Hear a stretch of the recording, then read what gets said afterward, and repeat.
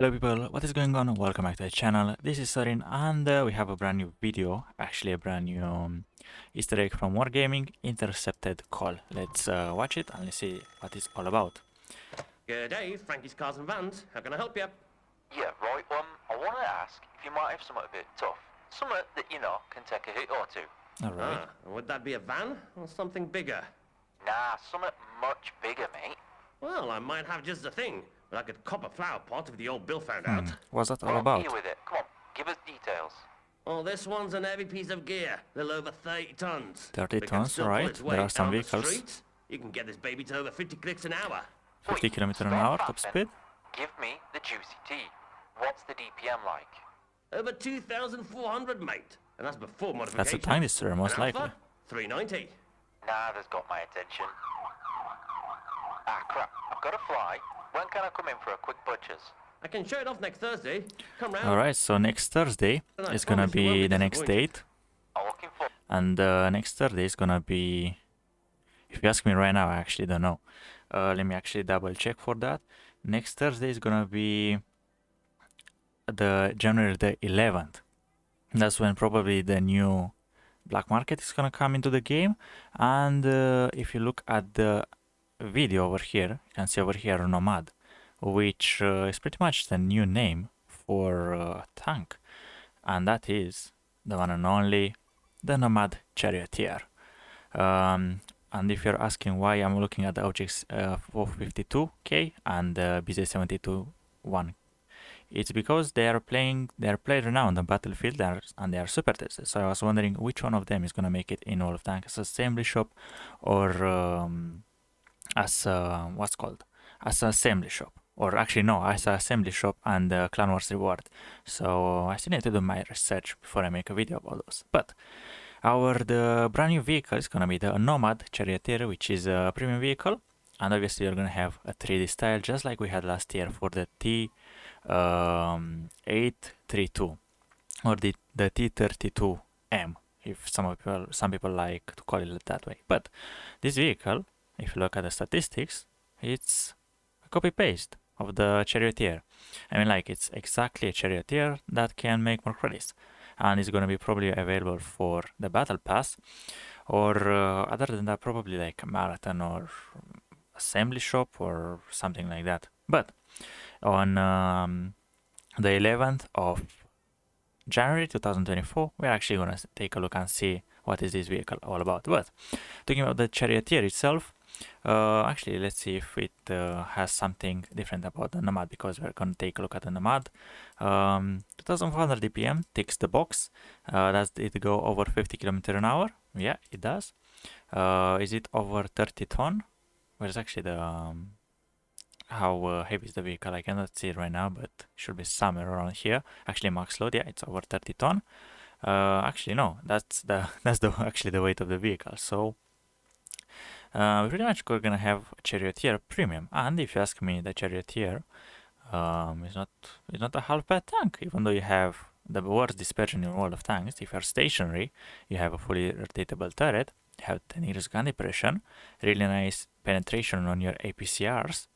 But what's not gonna make you the most credits are those hash shells, which do 480 on average if you manage to penetrate. But if you don't want to penetrate them, or actually if you don't want to fire the full gold, you actually have some hash with 105 penetration if you want to do some more damage to like Borshik, Scorpion, or any kind of that. And those shells do fly quite fast at 1173. So for a HE shell, those things are flying very, very fast and they're not losing the penetration. But other than that, for what's the DPM on like HE? Actually, not on HE, on hash, 2900. So yeah, Progettos Burask are not gonna enjoy themselves once those vehicles are gonna reach the battlefield. But once you put something like Rama, IRM, and the tank is actually pretty accurate at base, 0.34. So because you got like 390 meters view range, you might actually want to put maybe bounty optics, and with make that with the brothers in arms, with the recon, stage awareness, snapshot, and what else you have on your FE405. Maybe you have smooth ride on your FE and like concealment. this thing is actually gonna look much better. Also, intuition will be kind of good.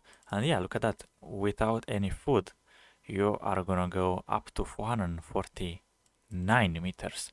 Actually, if you put the food in as well, yeah, you just have like more than enough view range to boot. But for the moment, we are gonna play with food. Actually, let's put the food in, so everyone's gonna be as powerful as possible. Maybe you wanna put the scouting in and just remove this bounty equipment and just put normal optics. So yeah, you do have 1000 hit points, 1050. You don't have the most armor, but you are a really fast tank destroyer with a capable gun, and you actually don't get half bad camo. And if you put the camo in as well, if I manage to find it, where was actually the camo? Yeah, there you go. Camouflage paint, and what's else over this? Maintaining speed over when crossing terrain.